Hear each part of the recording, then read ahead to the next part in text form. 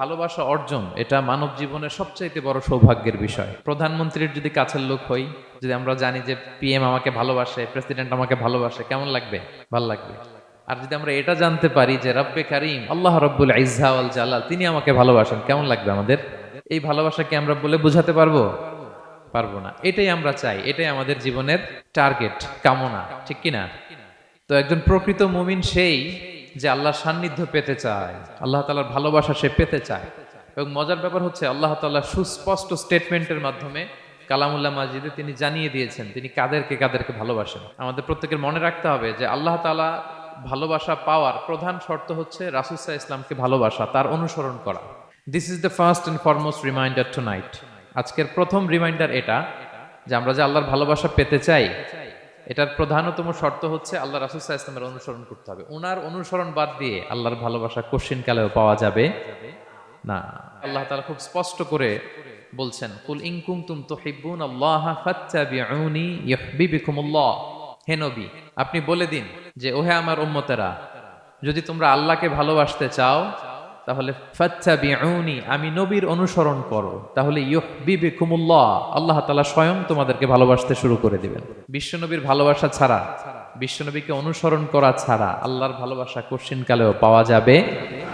কাজী নজরুল ইসলাম খুব চমৎকার করে ওনার কবিতায় লিখেছেন, আল্লাহকে যে পাইতে চায় হাজরাতের অনুসরণে, আরশ কুরসি লৌহ কালাম না চাইতে পেয়েছে সে, রসুল নামের রশি ধরে যেতে হবে খোদার ঘরে, নদী তরঙ্গে যে পড়েছে ভাই দরিয়াতে সে আপনি মেশে, হাজরাতের অনুসরণে আরশ কুরসি লৌহ কালাম না চাইতে পেয়েছে সে। সুবহানাল্লাহ পড়েন। রাসূল সাল্লাল্লাহু আলাইহি ইসলামের অনুসরণের মধ্য দিয়ে আল্লাহ তাআলার ভালোবাসাটা অর্জন করতে হবে। এর বাইরে যে আল্লাহ তাআলার ভালোবাসা কোশ্চিন কালেও পাওয়া যাবে না। এবং রাসূল সাল্লাল্লাহু আলাইহি ইসলাম ঠিক যতটুকু করেছেন ঠিক অতটুকুই করতে হবে, এর চেয়ে বেশি করা যাবে না। রাসূল সাল্লাল্লাহু আলাইহি ইসলামের চাইতে কি বেশি মুত্তাকি হওয়া সম্ভব? সবাই বলেন নাই। রাসূল সাল্লাল্লাহু আলাইহি ইসলামের চাইতে বেশি বুজুর্গ হওয়া সম্ভব? ওনার চাইতে বেশি আল্লাহওয়ালা হওয়া সম্ভব? ওনার চাইতে বেশি আল্লাহ তাআলার কাছে প্রিয় ব্যক্তিত্ব হওয়া সম্ভব না, কোশ্চিন কালেও না, অসম্ভব। রাসূল সাল্লাল্লাহু আলাইহি ইসলামের সময়কালে কিছু সাহাবারা রাসূল সাল্লাল্লাহু আলাইহি ইসলামের স্ত্রীদের কাছে জানতে চেয়েছিল যে উম্মুল মুমিনিন, আপনারা বলুন যে রাসূল সাল্লাল্লাহু আলাইহি ইসলামের আমল কেমন ছিল? আমরা তো মসজিদে দেখি, বাইরে দেখি, ঘরে ওনার আমল কেমন আমাদের জানতে বড্ড মনে চায়। তো রাসূল সাল্লাল্লাহু আলাইহি ইসলামের স্ত্রীরা বললেন যে উনি এমন এমন আমল করেন, এইভাবে নফল রোজা রাখেন, শেষ রাতে তাহাজ্জুদ পড়েন, এইভাবে তাসবিহ পড়েন, কোরআন তেলাওয়াত করেন, জিকির করেন। তো হাদিসে এসেছে যে কাআন্নাহুম তাকাল্লুহা, তাদের কাছে এটা কেমন যেন কম মনে হইল। তারা একটা বড় এক্সপেকটেশন নিয়ে আসছিল, মানে বিশাল একটা, রাসূল সাল্লাল্লাহু আলাইহি ইসলাম সব নবীদের নবী, না জানে কি আমল করে ঘরের ভিতরে। কিন্তু যখন রাসূল সাল্লাল্লাহু আলাইহি ওয়াসাল্লাম স্ত্রীদের কাছে শুনলো এই এই আমল তিনি করেন ঘরের ভিতরে, ওনারা হতাশ। হায় রে, ভাবছিলাম এত এত আমল করে, এই মাত্র এরকম আমল করে, এগুলো তো আমরাও করি। কাআন্নাহুম তাকাল্লুহা, হাদিসে এসেছে ওনাদের কাছে এটা খুব কম মনে হইলো। তো তারা একে অপরকে বলতে লাগলো যে এর কারণ হচ্ছে কদ গুফিরা লাহু মা তাকাদ্দামা মিন যামবিহি ওয়া মা তাআখার। আল্লাহ তাআলা তো রাসূল সাল্লাল্লাহু আলাইহি ওয়াসাল্লামের আগের পরের সব গুনাহ মাফ করে দিয়েছে। ওনার তো আদতে কোনো গুনাহই নাই, কিন্তু আল্লাহ তাআলার ঘোষণা হচ্ছে নবী হে, আপনার আগের পরের সব গুনাহ আমি মাফ করে দিলাম। তো সাহাবারা বলতেছেন এর কারণ হচ্ছে ওনার কোনো গুনাহই নাই, সব মাফ, এজন্য ওনার কম করলেও হয়, আমাদের তো এত কম করলে চলবে না। কথা বুঝতে পেরেছেন?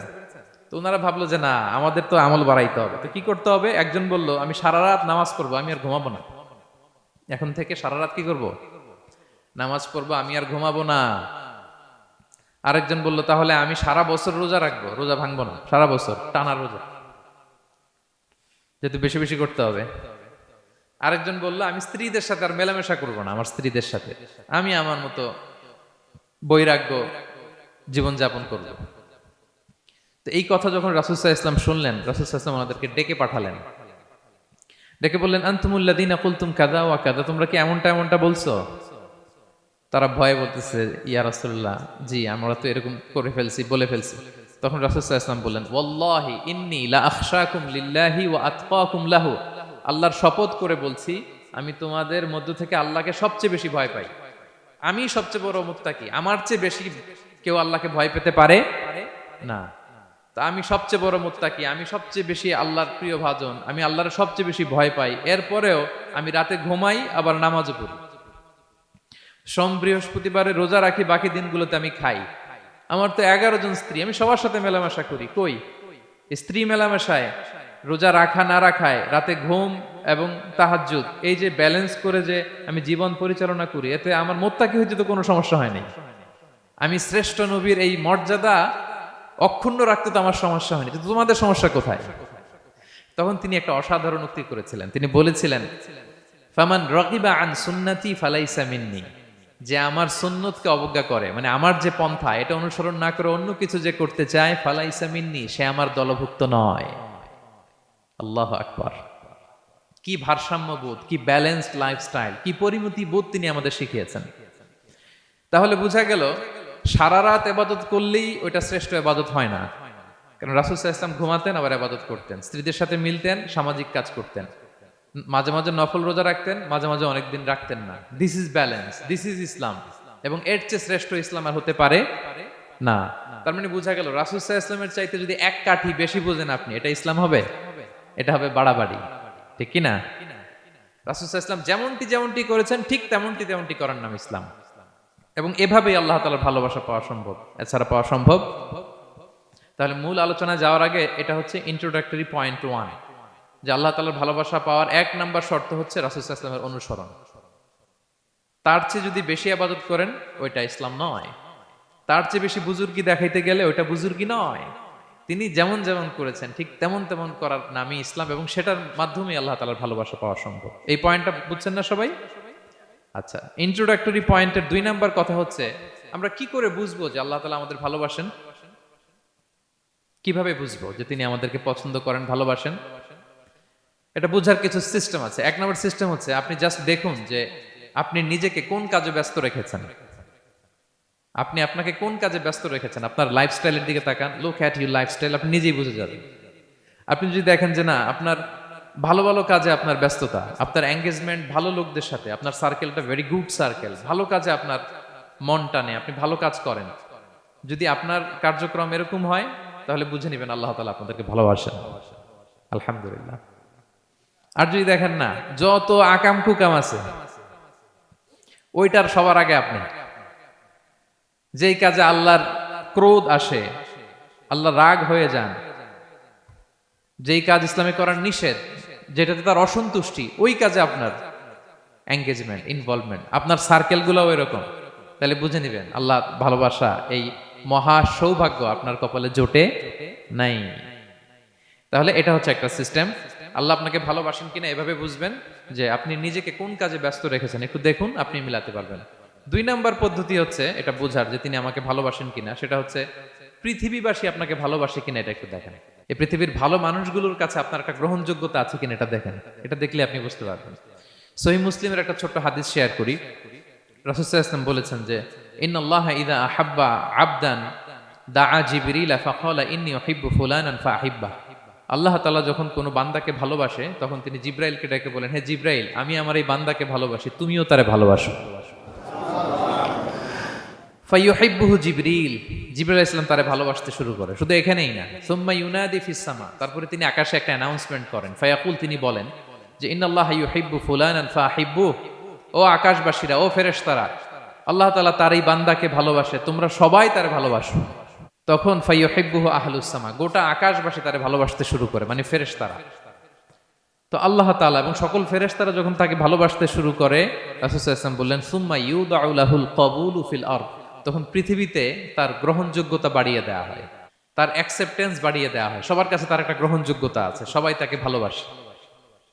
এটা হচ্ছে একটা পদ্ধতি যে আল্লাহ তাআলা আপনাকে ভালোবাসে কিনা আপনি নিজেই বুঝবেন, যে পৃথিবীবাসী আপনাকে ভালোবাসে কিনা, আপনার কলিগরা আপনাকে ভালোবাসে কিনা, আপনার বন্ধুরা আপনাকে ভালোবাসে কিনা, আপনার নেইবররা আপনাকে ভালোবাসে কিনা। পৃথিবীর ভালো মানুষগুলোর কাছে আপনার গ্রহণযোগ্যতা আছে কিনা, যদি থাকে বুঝবেন আল্লাহ তাআলা আপনাকে ভালোবাসেন, ঠিক কিনা? আল্লাহ তাআলা আমাদেরকে যেন ওই কাতারে শামিল করেন, আমরা পড়ি আমিন। তাহলে আলোচনার টপিক, আল্লাহ তাআলা যাদেরকে ভালোবাসেন। শুরুতে আমরা জানলাম ভালোবাসার পদ্ধতি হচ্ছে, প্রক্রিয়া হচ্ছে একটাই, রাসূল সাল্লাল্লাহু আলাইহি ওয়াসাল্লামের পুঙ্খানু অনুসরণ, তার চেয়ে বেশিও না কমও না, হুবহু অনুসরণ, ঠিক কিনা? 2 নম্বরে জানলাম কি করে বুঝবো, নিজের দিকে তাকান, আপনি কি করেন, what's your activity, what's your engagement, নিজেই বুঝবেন। আর দেখেন যে আশেপাশের মানুষ আপনার ব্যাপারে কি বলে। পৃথিবীবাসী যদি আপনারে পছন্দ করে, তার মানে আল্লাহ তাআলাও আপনারে পছন্দ করে। সবাই বুঝতে পেরেছেন? আচ্ছা, এবার সরাসরি কোরআনে চলে যাই, মূল টপিক বিশ্লেষণে। আল্লাহ তাআলা অনেক শ্রেণীর ব্যক্তিকে ভালোবাসেন বলে তিনি ঘোষণা করেছেন। তিনি বলেছেন যে আমি তাদেরকে ভালোবাসি। এর মধ্যে 1 নাম্বার হচ্ছে আল মুহসিনুন। একটু আমার সাথে সাথে বলেন, আল মুহসিনুন। মুহসিনুন মানে হচ্ছে যে ইহসান করে, মানে অন্যের প্রতি অনুগ্রহ দেখায়, অনুগ্রহশীল, অন্যের প্রতি দয়াশীল, অনুগ্রহশীল। এই সমস্ত বান্দাদের আল্লাহ ভালোবাসেন। আল্লাহ বলেন, ওয়া আনফিকু ফি সাবিলিল্লাহি ওয়া লা তুলকু বিআইদিকুম ইলা তাহলুকা ওয়া আহসিনু ইন্নাল্লাহা ইউহিব্বুল মুহসিনিন। তিনি বলেন যে তোমরা আল্লাহর রাস্তায় দান করো আর নিজেরা নিজেদেরকে ধ্বংসের মুখে ঠেলে দিও না, আর তোমরা ইহসান করো অন্যের প্রতি, কারণ ইন্নাল্লাহা ইউহিব্বুল মুহসিনিন, আল্লাহ তাআলা মুহসিনিনদের ভালোবাসেন। মানে যারা অন্যের প্রতি অনুগ্রহ দেখায়, অন্যের প্রতি দয়া পরবশ, তাদেরকে আল্লাহ ভালোবাসেন।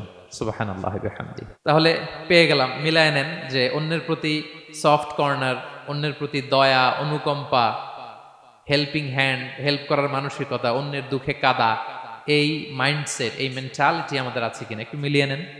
না থাকলে রিমাইন্ডার হিসেবে নেন যে আমরাও যেন মুহসিনুনদের কাতারে শামিল হতে পারি। ইহসান এটা অনেক বড় তবকার একটা আমল। ইবাদতেও ইহসান লাগবে, ইবাদতের বাইরে সামাজিক কর্মকাণ্ড, রাষ্ট্রীয় কর্মকাণ্ড, সব কাজে আল্লাহ তাআলা এই ইহসানকে আবশ্যক করেছেন। অনুগ্রহ, অন্যদের প্রতি অনুগ্রহশীল হওয়া। ইবাদতে ইহসানটা কেমন? সাইয়েদনা জিবরাইল আলাইহিস সালাম রাসূল সাল্লাল্লাহু আলাইহি ওয়াসাল্লামকে জিজ্ঞেস করেছিলেন যে ইয়া রাসূলুল্লাহ ফাআখবিরনি আনিল ইহসান, ইহসান আবার কি, আমাকে একটু বলেন।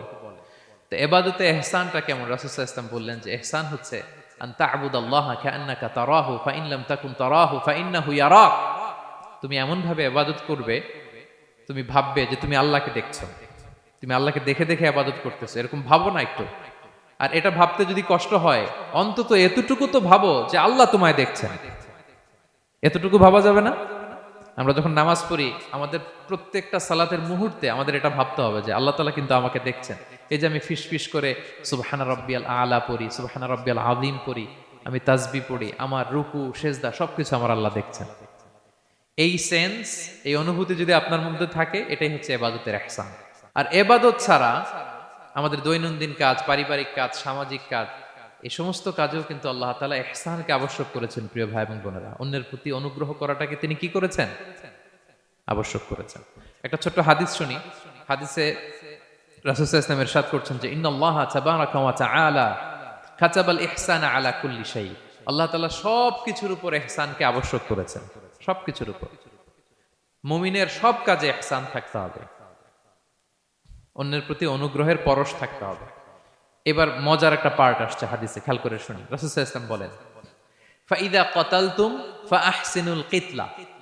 আল্লাহ তাআলা সব জায়গায় ইহসানকে আবশ্যক করেছেন। এমন কি ফাইদা কাতালতুম, যখন তোমরা কতল করবে কাউকে, ফাআহসিনুল কিতলা, ইহসানের সাথে কতল করো।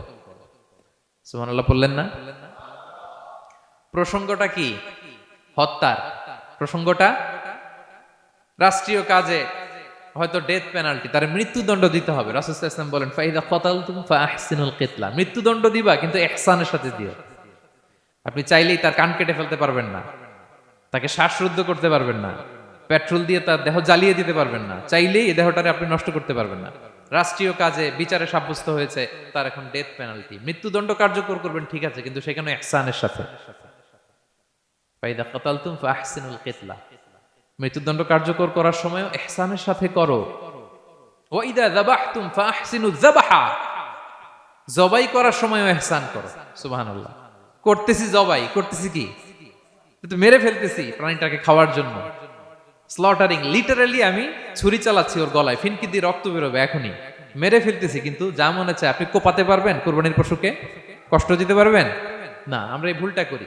রাসূল সাল্লাল্লাহু আলাইহি ওয়াসাল্লাম দেখেন আরো স্পেসিফিক করে বলছেন যে ওয়ালিউহিদ্দা আহাদুকুম শাফরাতাহু ওয়ালিউরিহ যাবিহাতাহু, তোমরা জবাইয়ের সময় তোমাদের ছুরিটাকে ধার করে নিও যাতে করে প্রাণীটা কম কষ্ট পায়। সুবহানাল্লাহ। আমরা অনেক সময় ভুল করে ফেলি, আমরা গরু শোয়ানোর পরে এই রশি কোথায়, এই ছুরি কোথায়, এই কষাই কোথায়, এই যে 7 জনের নামে জবাই হবে এদের নাম কোথায়, গরুটাকে আমরা কষ্ট দিচ্ছি। রাসূল সাল্লাল্লাহু আলাইহি ওয়াসাল্লাম বলে না, মুমিনের প্রতিটি কাজে ইহসানের পরশ থাকে। তারা প্রাণী জবাই করবে ঠিকই খাওয়ার জন্য, কিন্তু এখানেও ইহসান করতে হবে, ঠিক কিনা? তারা মৃত্যুদণ্ড কার্যকর করবে, ডেথ পেনাল্টি রাষ্ট্রীয় আইনে, কিন্তু যেমন মনে চায় তেমন করা যাবে না, ওইখানেও ইহসান রাখার দরকার আছে না নাই? প্রিয় ভাইয়েরা, এই ইহসানকে যারা মেনটেন করে জীবনের সব কাজে, আল্লাহ তাদেরকে বড্ড ভালোবাসে, বড্ড পছন্দ করে। সো আমরা যেন সবাই সবার প্রতি ইহসান করি।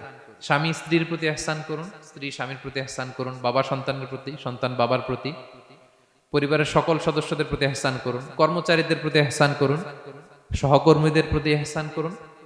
মুমিন জীবনের প্রতিটি কাজে ইহসানের পরশ থাকবে, কারণ ইন্নাল্লাহা ইউহিব্বুল মুহসিনিন, আল্লাহ তাআলা মুহসিনদের, যারা অন্যদের প্রতি অনুগ্রহ দেখায় তাদেরকে বড্ড ভালোবাসেন। এই পয়েন্টটা কি বুঝতে পেরেছেন সবাই? ক্লিয়ার? 2 নম্বরে চলে যায়, আর কাদেরকে আল্লাহ ভালোবাসেন? 2 নম্বরে হচ্ছে আত-তাওয়াবুন, যারা ভুল করেই তওবা করে সাথে সাথে আল্লাহ তাদেরকে বড্ড ভালোবাসেন। সুবহানাল্লাহ। আল্লাহ তাআলা বলছেন ইন্নাল্লাহা ইউহিব্বুত তাওয়াবিন ওয়া ইউহিব্বুল মুতাতাহহিরিন, আল্লাহ তওবাকারীদেরকে যেমনি ভালোবাসেন পবিত্রতা অর্জনকারীদেরও ভালোবাসেন। ওটা আমি পরে আসতেছি, এখন তওবাতেই থাকি। তাহলে 2 নম্বরে হচ্ছে ইন্নাল্লাহা ইউহিব্বুত তাওয়াবিন, 2 নম্বরে হচ্ছে কাদেরকে ভালোবাসেন? তওবাকারীদেরকে তিনি বড্ড ভালোবাসেন। দেখেন রাসূল সাল্লাল্লাহু আলাইহি ওয়াসাল্লাম কি বলে, তিনি বলেন ওয়াল্লাহি ইন্নী লা আস্তাগফিরুল্লাহ ওয়া আতুবু ইলাইহি ফিল ইয়াউমি আকসারা মিন 70 মাররা, আল্লাহর শপথ আমি বিশ্বনবী প্রতিদিন 70 বারেরও বেশি তওবা পড়ি।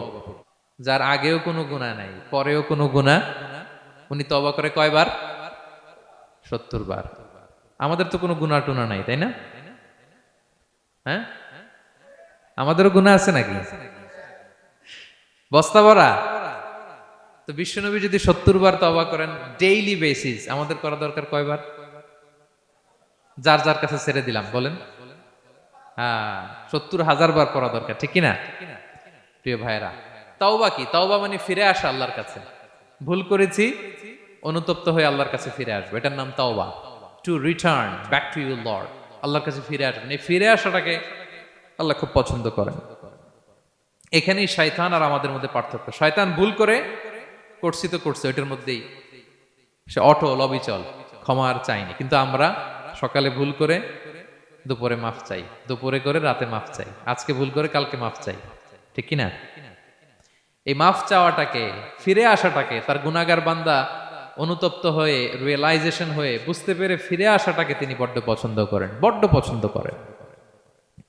এজন্য ভুল আমাদের হবে প্রিয় ভাইরা। আল ইনসান মিনান নিসিয়ান, আমাদের নামটাই এসেছে ভুল থেকে, আমরা ভুলে যাই, ভুল হয়ে যায় আমাদের। কিন্তু ক্ষমার রাস্তা, তওবার রাস্তা খোলা আছে না নাই? এটা হচ্ছে আমাদের জন্য আশা, হোপ। আমরা হোপফুল, সবসময় আশাবাদী। যত ভুল হোক, যত ভুল আপনি করেন, এটা খেয়াল রাখবেন, ভুল আপনি যতই করেন না কেন, তার রহমতের দরিয়া তার চাইতেও বড়, তার ক্ষমার মহাসাগর তার চাইতেও বিস্তৃত, যত ভুল আপনি করেন না কেন। এজন্য আল্লাহ তাআলা বলেন ইয়া আইয়ুহাল্লাযীনা আমানু তুবু ইলাল্লাহি তাওবাতান নাসুহা, ওহে বিশ্বাসীরা একনিষ্ঠভাবে তওবা করো, ফিরে আসো আমার দিকে। ফাফিররু ইলাল্লাহ 24/7, পৃথিবীর কোনো দরজা 24 ঘন্টা খোলা থাকে না। রাত 3টার দিকে যদি আপনি উঠে জায়নামাজটা বিছিয়ে যে ভুলটা করছেন ওটা স্মরণ করে চোখের পানি ছেড়ে মাফ চান, ক্ষমা করবেন না তিনি? হ্যাঁ, ক্ষমা দেওয়ার জন্য তিনি বসে আছেন। এজন্য ভুল হইলে আমরা পড়বো আস্তাগফিরুল্লাহ। কি পড়বো?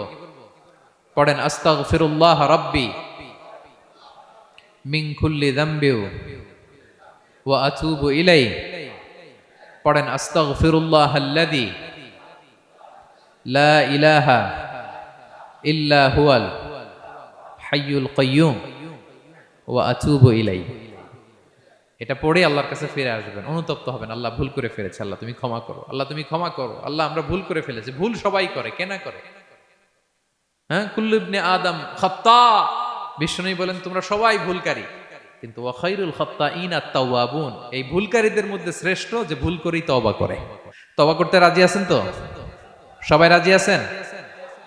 আমার প্রিয় ভাইয়েরা, এই তওবার দৃশ্যটা দেখতে আল্লাহ বড্ড পছন্দ করে। বান্দা যখন ভুল বুঝতে পারে, মাথাটা নিচু করে চোখের পানি ছেড়ে বান্দা যখন কাঁদতে শুরু করে, এই দৃশ্যটা দেখলে আল্লাহ সহ্য করতে পারে না। আল্লাহর রহমতের দরিয়ায় জোশ খেলে যায়, বান্দা যা চায় আল্লাহ তাই দিয়ে দেয়। তখন চোখের পানির এত বড় পাওয়ার। এজন্য আমরা ভুল করে যেন অটল না থাকি, আল্লাহর কাছে যেন ক্ষমা চাই, আমরা যেন ফিরে আসি তার দরবারে। তার দরবার সবসময় খোলা। এবং তিনি এই তওবার বা ফিরে আসার দৃশ্যটা দেখতে কত পছন্দ করেন শোনেন। রাসূল সাল্লাল্লাহু আলাইহি ওয়াসাল্লাম বলেন, ওয়াল্লাযী নাফসি বিয়াদিহি, তার শপথ যার হাতে আমার আত্মা, লাউলাম তুযনিবু, তোমরা যদি ভুল না করতে, লা যাহাবাল্লাহু বিকুম, আল্লাহ তোমাদেরকে ধ্বংস করে দিতেন। ওয়ালা জাআ বিকওমিন, আল্লাহ এমন এক জাতি তৈরি করতেন, ইউযনিবুন, ওরা খালি ভুল করতো, ফায়াস্তাগফিরুন, আর ক্ষমা চাইতো, ফায়াগফিরুল্লাহু লাহুম, আর আল্লাহ তাদের ক্ষমা করতেন। তোমরা যদি ভুল না করতে, এই বনি আদম, তোমরা যদি ভুল না করতে, তোমাদেরকে আল্লাহ তাআলা ধ্বংস করে এমন একটা গোষ্ঠী বানাইতেন যারা খালি ভুল করতো আর মাফ চাইতো, ভুল করতো আর মাফ চাইতো, আর আল্লাহ মাফ করে দিত। সুবহানাল্লাহ পড়লেন না? গাফিরিয যামবি ওয়া কাবিলিত তাওব, তিনি পাপ মোচন করার জন্যই তো তিনি আমার রব, তওবা কবুল করার জন্যই তো তিনি আল্লাহ সুবহানাহু ওয়া তাআলা, তিনি রব্বে কারীম। তার দয়ার কোনো শেষ নাই, তার মায়ার কোনো শেষ নাই। আমরা যখন তওবা করি, অনুতপ্ত হই, চোখের পানি ছেড়ে যখন কাঁদি, আল্লাহ যে কত খুশি হয় এটার একটা উপমা হাদিসে এসেছে, সহিহ মুসলিমের হাদিস। রাসূল সাল্লাল্লাহু আলাইহি ওয়াসাল্লাম বলেন, লাল্লাহু আশাদ্দু ফারাহান বিতাওবাতি আবদিহি হিনা ইয়াতুবু ইলাইহি, কেউ যখন তওবা করে আল্লাহ কত খুশি হয় জানো? শোনো, ওই ব্যক্তির চাইতে আল্লাহ বেশি খুশি হয়ে যায় যে ব্যক্তি মরুভূমিতে সফরে বেরিয়েছে, সাথে তার বাহন বা উট, ওই উটের মধ্যেই তার পানি বা খাবার, হঠাৎ করে উটটা হারায় গেছে। শুনতেছেন? মরুভূমিতে উট নিয়ে বের হয়েছিল সফরে, উটের মধ্যে তার পানি, তার খাবার, তার বেঁচে থাকার সমস্ত মাধ্যম, কিন্তু হঠাৎ করে উট কি হয়ে গেছে? হারায় গেছে। উট খুঁজে আর পায় না, দৌড়াতে দৌড়াতে হয়রান। কত দৌড়াবে? ধুধু মরু প্রান্তর, কয়েক ঘন্টা দৌড়ালেই তো সে তৃষ্ণার্ত হয়ে মারা যাবে। দৌড়াতে দৌড়াতে হাঁপাতে হাঁপাতে শেষ, জীবনের আশাও শেষ, যে উট যেহেতু পাই নাই, আজকে সারাদিন দৌড়ালে তো তৃষ্ণা আমি মারাই যাব রাতে। তো জীবনের আশা ভরসা শেষ করে হাঁটতে হাঁটতে হাঁপাতে হাঁপাতে হঠাৎ একটা গাছের সন্ধান পেল। ওই গাছের নিচে যে এত ক্লান্ত, তৃষ্ণার্ত, হাঁপাতে হাঁপাতে ঘুমায় গেছে, হতাশ, আমার বাঁচার আর কোনো মাধ্যম নাই, আমার উট হারায় গেছে, ওইখানেই পানি, ওইখানেই খাবার। ক্লান্ত শ্রান্ত হয়ে তৃষ্ণার চোটে ঘুম চলে আসছে। হঠাৎ ঘুম থেকে জেগে ওঠে, উটটা পাশেই দাঁড়ায় আছে। যে ওটের উপরে তার পানি এবং খাবার ছিল, পুরা মরুভূমিতে দৌড়াইতে দৌড়াইতে আবার সন্ধ্যাবেলায় এসে মালিকের সামনে দাঁড়ায় আছে। সে ঘুম থেকে উঠে তাড়াতাড়ি করে রশি ধরে ফেলছে উটের। পুরোটা হাদিসের অনুবাদ শোনাচ্ছি। তো উটের রশি ধরে বেচারা এত খুশি, এত খুশি, এত খুশি, যে খুশির চোটে ও বলতে আরম্ভ করছে, আল্লাহুম্মা আনতা আবদি ওয়া আনা রাব্বুক, আল্লাহ তুমি আমার গোলাম, আমি তোমার রব। তুমি দয়া করে এই ওটটা ফিরায় দিছো, আজকে তুমি ওটটা ফিরায় না দিলে আমি তো মরে যেতাম। আল্লাহ প্রশংসা তোমার। খুশির চোটে। কিসের চোটে? খুশির চোটে কথা উল্টায় গেছে। সে এত খুশি, সে আনন্দে এত উদ্বেলিত, এত খুশি, সে বলতেছে আল্লাহ, আল্লাহুম্মা আনতা আবদি, আল্লাহ তুমি আমার গোলাম। খুশিতে আল্লাহুম্মা আনতা আবদি, আল্লাহ তুমি আমার গোলাম, ওয়া আনা রাব্বুক, আমি তোমার রব। তোমার দরবারে লাখো কোটি শুকরিয়া। আল্লাহ কেঁদে কেঁদে বলতেছে। তা আল্লাহ বলে, ওইরকম একটা পরিস্থিতিতে যে তার জীবনের আশা ছেড়েই দিয়েছিল, হঠাৎ করে উট ফিরে পাওয়ার পরে খুশির চোটে সে যখন আমি আল্লাহরে ওর গোলাম বানায় আর ওরে আমার রব বানায়, ওই লোকটা ওই মুহূর্তে ঠিক যত খুশি, আমার কোনো বান্দা তওবা করে যখন আমার কাছে ফিরে আসে, আমি আল্লাহ ওই বান্দার উপর তার চাইতে বেশি খুশি হয়ে যাই। লাল্লাহু আশাদ্দু ফারাহান। ওই ব্যক্তি কত খুশি হইলে আল্লাহর গোলাম বানায়, কত খুশি হইলে সে সেন্স হারায় ফেলে যে আল্লাহ তুমি আমার গোলাম, আমি তোমার রব। কখন বলে? খুশিতে সে মাতোয়ারা। আল্লাহ বলে, ওই মাতোয়ারা ব্যক্তি ওই মুহূর্তে যত খুশি, আমার কোনো বান্দা ভুল করে বোঝার পরে যখন চোখের পানি ছেড়ে আমার কাছে তওবা করে, আমি আল্লাহ তার চাইতে বেশি খুশি হয়ে যা। তওবা করবেন তো?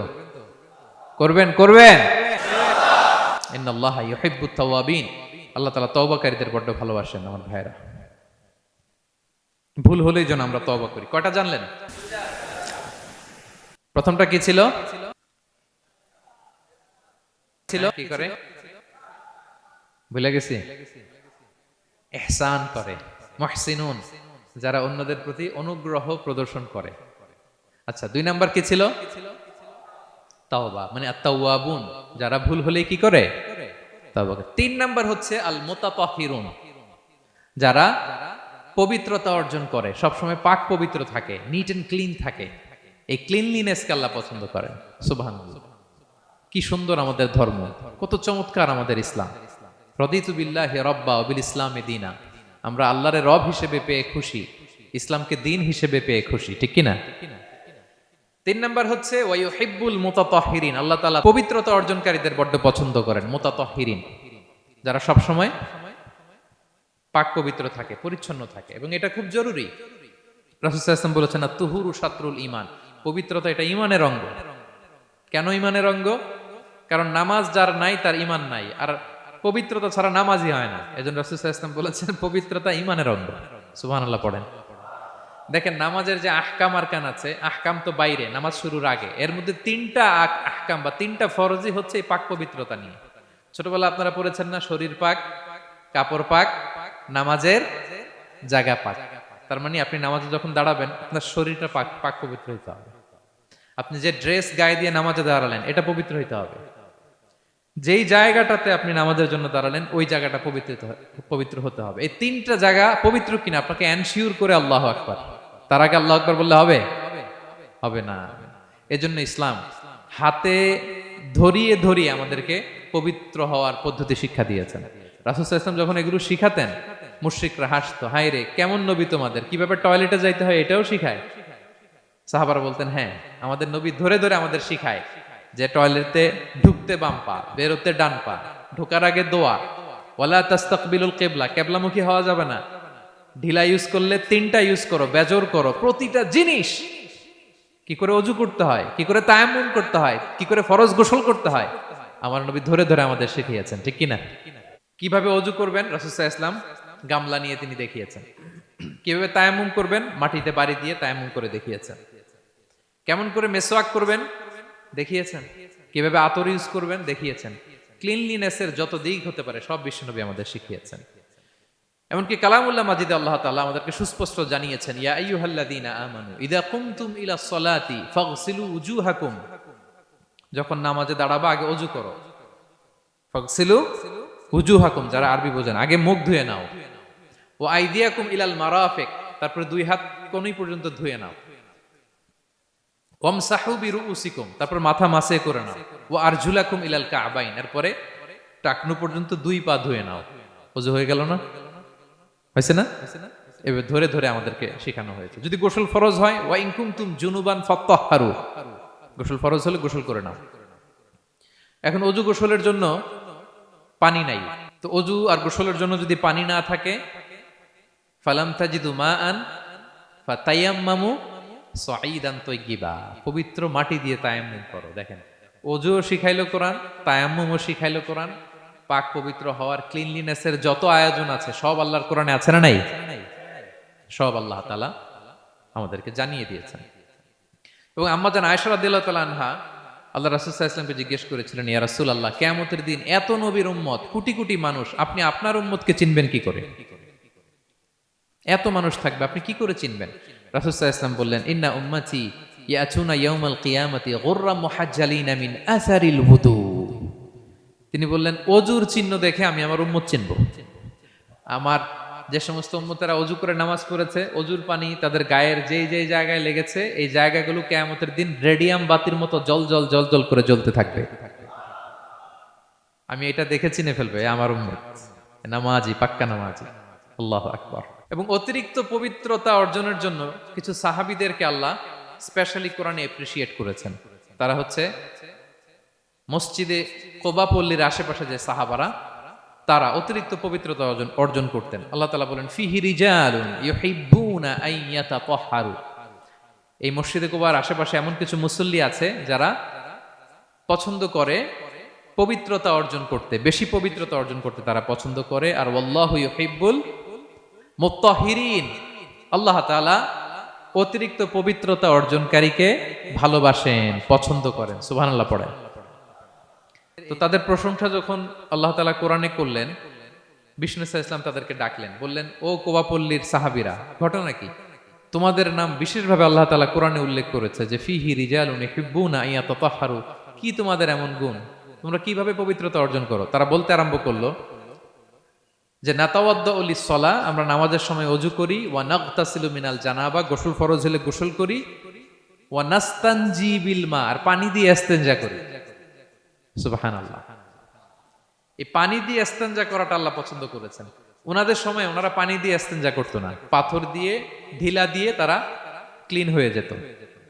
এর কারণ হচ্ছে তাদের খাদ্য প্রক্রিয়াটা এমন ছিল, ড্রাই ফ্রুট খেত তো, খেজুর, গোশত, রুটি, তো তাদের স্টুলটা ওইরকম হইতো। আরবের লোকদের অনেকের এই স্টুলটা এরকম হয়। যেমন আমাদের যখন কখনো কোষ্ঠকাঠিন্য হয় তখন দেখবেন যে আমাদেরও এরকম হয়। তা আমরা যখন স্টুল পাস করি তখন আমাদের এই পায়ুপথটা মূলত বেরিয়ে আসে, স্টুল পাস করে আবার পায়ুপথ আমাদের দেহের ভেতরে চলে যায়। ফলে যখন কারো কোষ্ঠকাঠিন্য হয় তখন দেখা যায় যে তারা টিস্যু ইউজ করা লাগে না। আমাদেরও কখনো কখনো এরকম হয় না? হয়। তো ওনাদের সারা বছর একই রুটিন, ওনাদের আসলে টিস্যু ইউজ করা লাগে না, ওনাদের স্টুলটাই এরকম। কিন্তু এরপরেও ওই সাহাবারা এক্সট্রা পানি ইউজ করতেন। আমরা যেমনি কল ঘোরালেই পানি, ওই সময় পানি এত অ্যাভেলেবল ছিল না, সপ্তাহে একদিন গোসল করার সুযোগ পেতেন। পানি মানে এটা গোল্ডের মতো দাম, ডায়মন্ডের মতো দাম পানি মরুভূমিতে। তো তারা বলে ওয়ানাস্তানজি বিল মা, আমরা পানি জমিয়ে রাখি, সেই পানি দিয়ে ইস্তেনজা করি। রাসূল সাল্লাল্লাহু আলাইহি ওয়াসাল্লাম বললেন, ক্বালা ফাহুয়া যাক ফাআলাইকুমু, তাহলে এটাই সেই কারণ, এটাই সেই কারণ, এজন্যই আল্লাহ তাআলা স্পেশালি কোরআনের ভেতরে তোমাদের নাম তুলে দিয়েছেন। পড়েন সুবহানাল্লাহ। তা আমরা যেন এই পবিত্রতাকে গুরুত্ব দেই প্রিয় ভাইয়েরা, কারণ আল্লাহ তাআলা তিনি বলছেন ইন্নাল্লাহা ইউহিব্বুত তাওয়াবিন, তিনি তাওবাকারীদের যেমনি ভালোবাসেন, ওয়া ইউহিব্বুল মুতাতাহহিরিন, তিনি পবিত্রতা অর্জনকারীদেরকে ভালোবাসেন। আমরা যেন ওযু করার সময় খুব ভালোভাবে করি। রাসূল সাল্লাল্লাহু আলাইহি ওয়াসাল্লাম যখন বললেন ওযুর পানি যেখানে লাগে ওটা জলজল করে জ্বলবে, তো আবু হুরায়রা রাদিয়াল্লাহু তাআলা আনহু হাত তো ধুইতে হয় কোনি পর্যন্ত, উনি এতটুকু ধুইতেন। উনি বলতেন যে কিয়ামতের দিন আমার হাত এতটুকু পর্যন্ত জলজল করবে। কি মাইন্ডসেট ওনাদের, সুবহানাল্লাহ বিহামদিহি।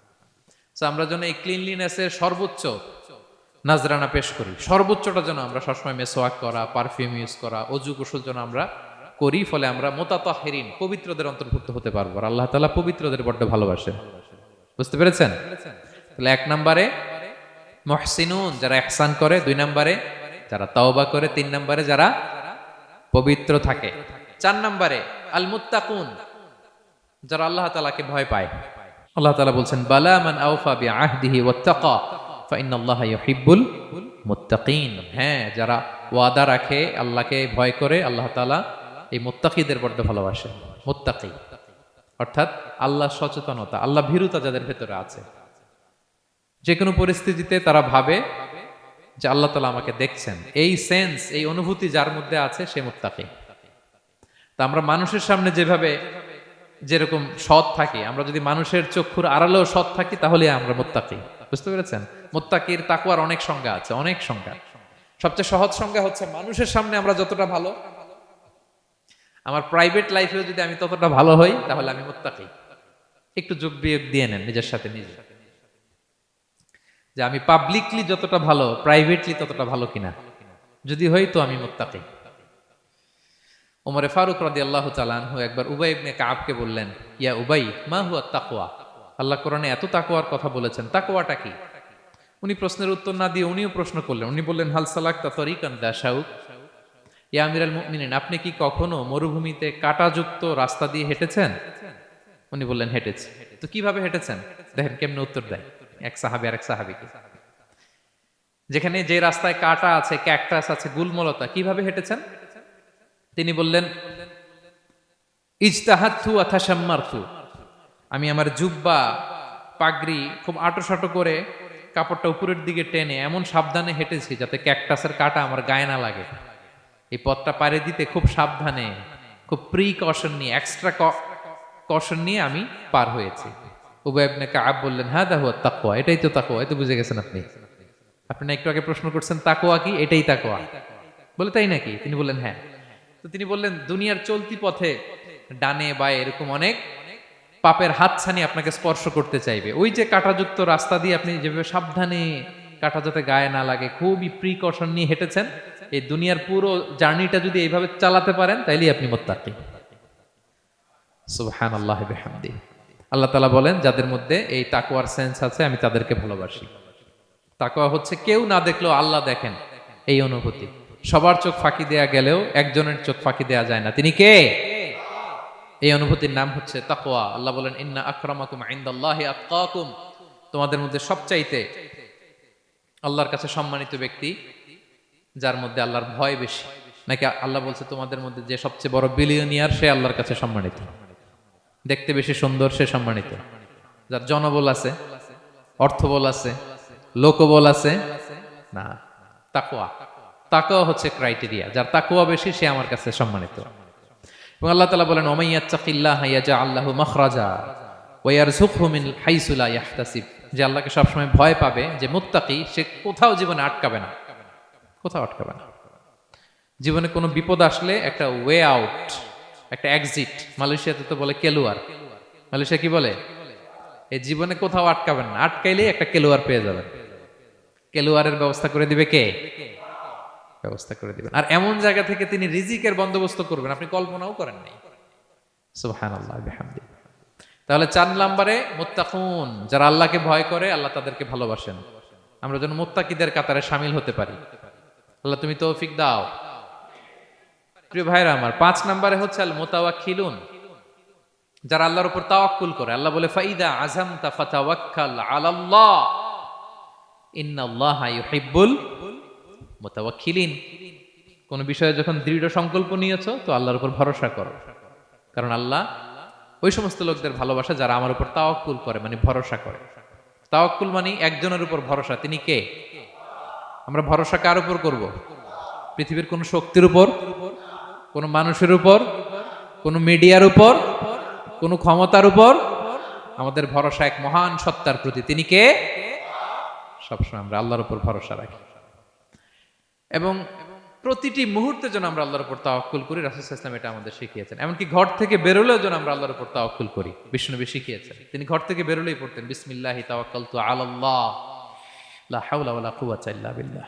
পড়েন আপনারা?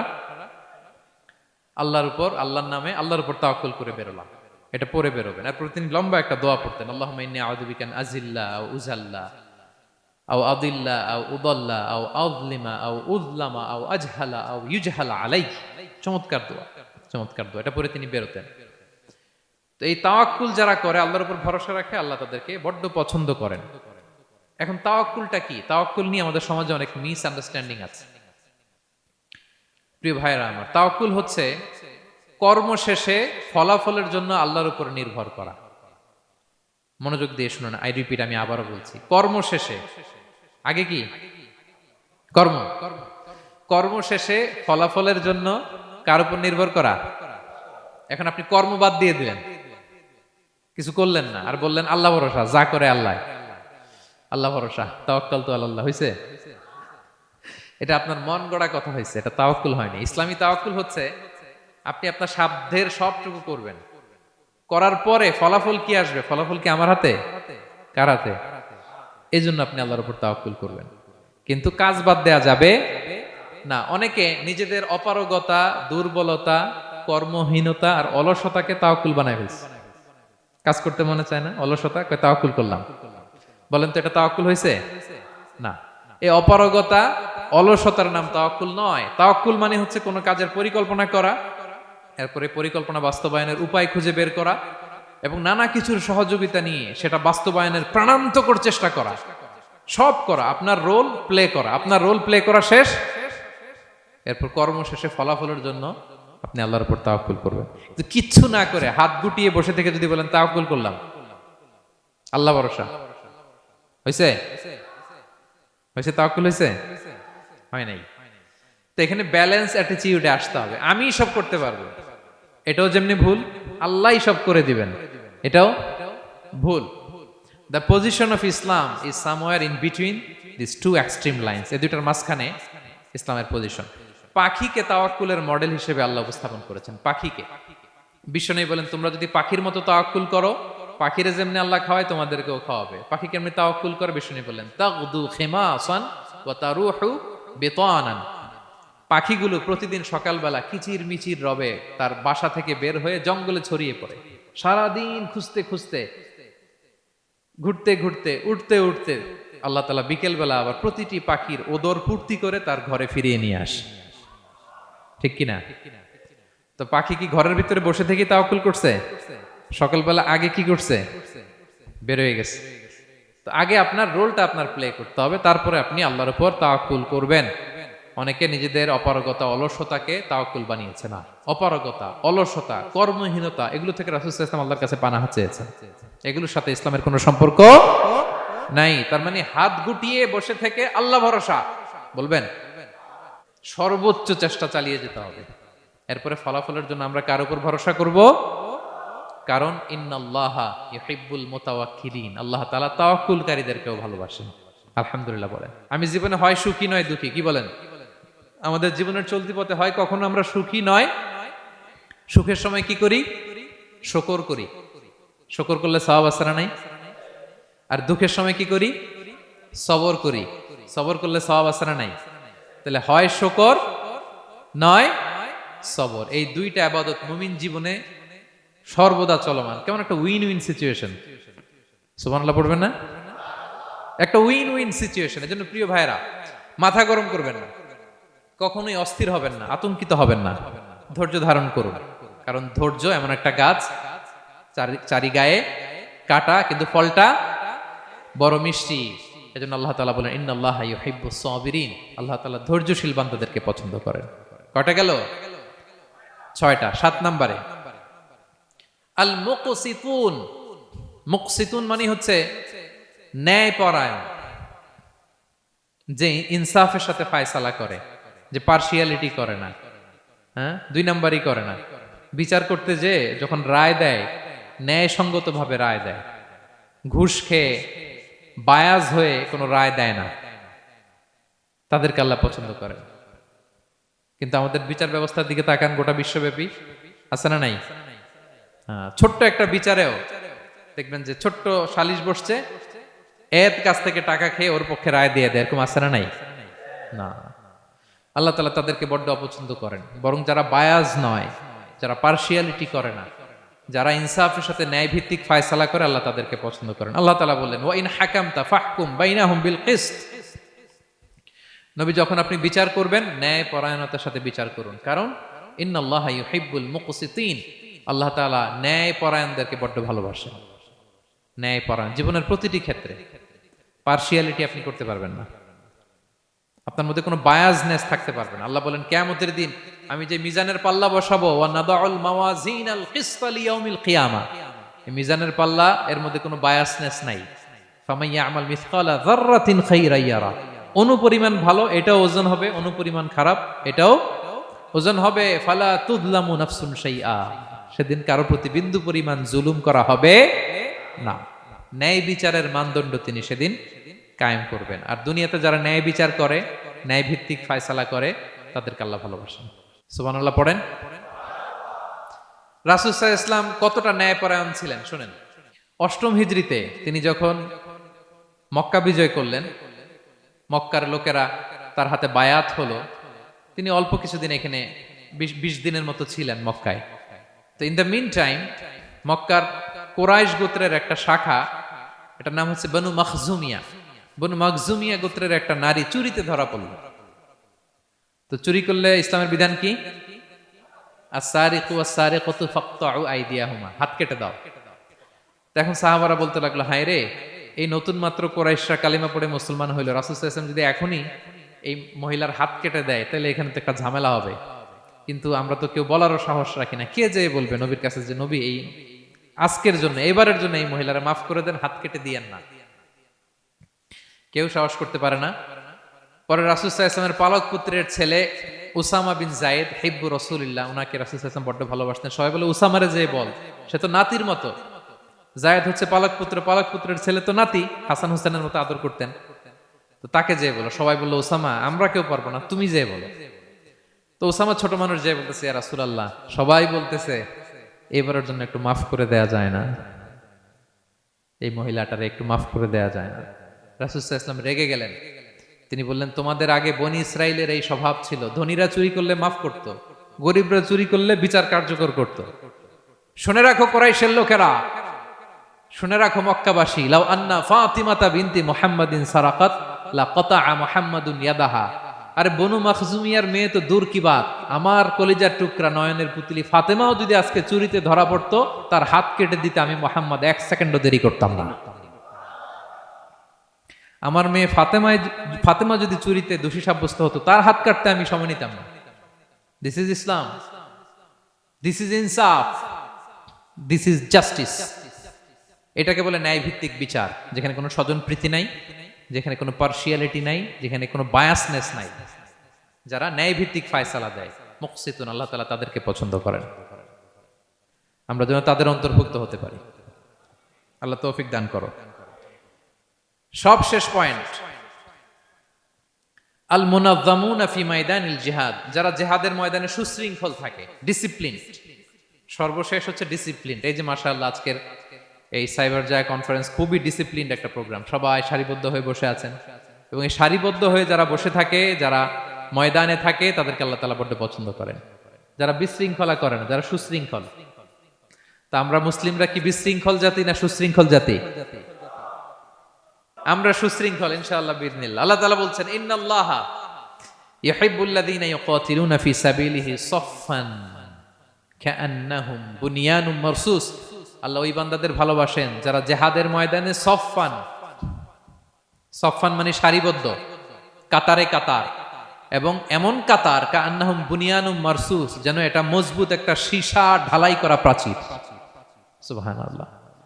সাহাবারা নামাজের কাতারে পায়ের সাথে পা লাগিয়ে দাঁড়াতেন, কাদের সাথে কাঁধ লাগিয়ে দাঁড়াতেন। পিছন থেকে বিশ্বনবীরে অ্যাটাক করতে গেল 10 মিনিট লাগবে। সব সাহাবাদেরকে আক্রমণ করে বিশ্বনবী পর্যন্ত পৌঁছাতে তাদের অনেক সময় লেগে যাবে, এমন সীসা ঢালা প্রাচীরের মতো তারা পেছনে দাঁড়াতেন। সুবহানাল্লাহ। তো যারা জিহাদের ময়দানে সুশৃঙ্খল ভাবে দাঁড়ায়, ডিসিপ্লিনড ম্যানারে, ওয়েল অ্যারেঞ্জড ম্যানারে, ওয়েল অর্ডার্ড ম্যানারে, আল্লাহ তাআলা তাদেরকে বড্ড পছন্দ করেন।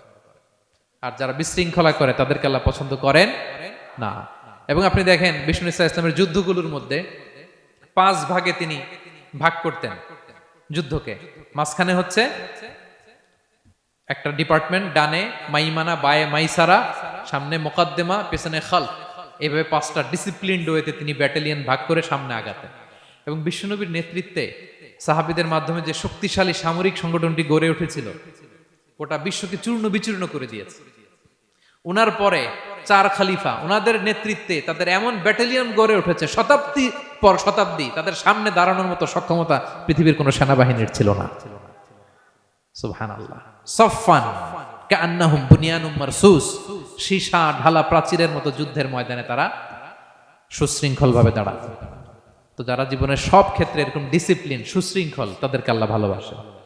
এখন আপনারা কি সুশৃঙ্খল থাকতে চান, নাকি শুধু এই আজকের প্রোগ্রাম শেষ করে যাব আবার বিশৃঙ্খল এরকম করবেন? না, যেখানে কিউ থাকে কিউ মেনটেন করবেন, যেখানে একটা শৃঙ্খলা থাকে শৃঙ্খলা বজায় রাখবেন। এই ময়দানে ভ্রাতৃত্বের বন্ধনে সুশৃঙ্খল যারা থাকবে, তাদের হাতে আল্লাহ তাআলা নেতৃত্ব তুলে দিবেন, ঠিক কিনা? আমরা যেন সুশৃঙ্খল থাকতে পারি। আল্লাহ তাআলা তুমি আমাদেরকে তৌফিক দান করো। তাহলে মোট কয় শ্রেণীর কথা বললাম যাদেরকে আল্লাহ তাআলা ভালোবাসেন? 1 নম্বরে কি ছিল? আল মুহসিনুন, যারা অন্যের প্রতি ইহসান করে, অনুগ্রহ করে। 2 নম্বরে আত-তাওয়াবুন, যারা তওবা করে। 3 নম্বরে আল মুতাতাহহিরুন, যারা সবসময় কি থাকে?